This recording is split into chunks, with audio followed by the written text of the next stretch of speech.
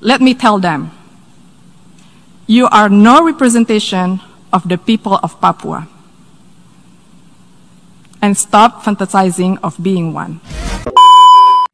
Madam President, I'm taking the floor to exercise Indonesia's right of reply to the statement made by Vanuatu.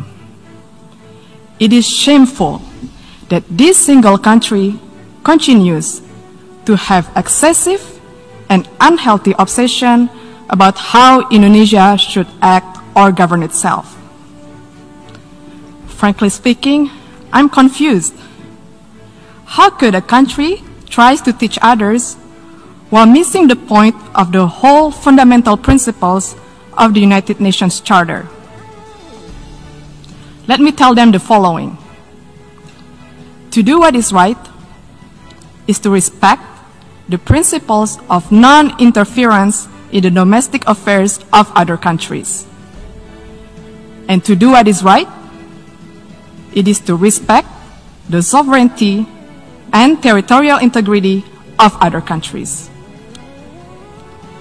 So until you have done so, please keep the sermon to yourself. Madam President, the President of Indonesia stated a few days ago in this great hall of nations, and I quote, "We must promote a win-win approach in building relations among states that is mutually beneficial," unquote. Indeed, such a call was echoed by world leaders throughout this prominent week. But this ignorant country chooses the contrary.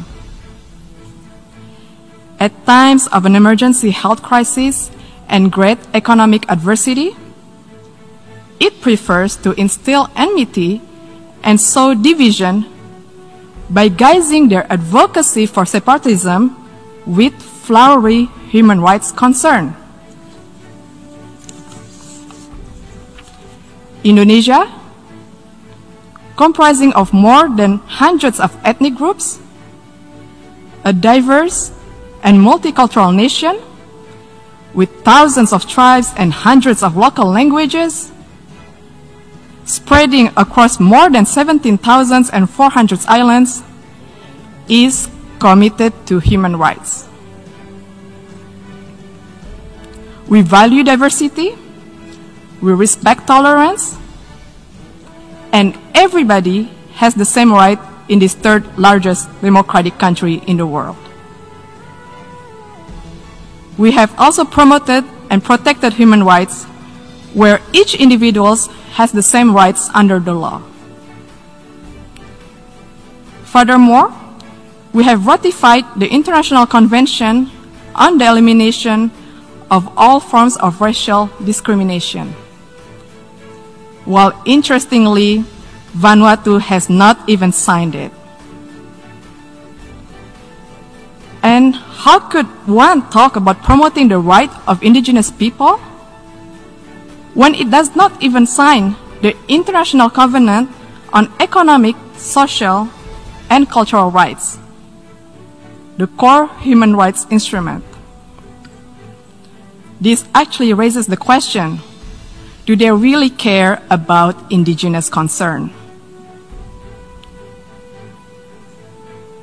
More importantly, Vanuatu has not signed and ratified the Convention Against Torture and Other Cruel, Inhuman, or Degrading Treatment or Punishment.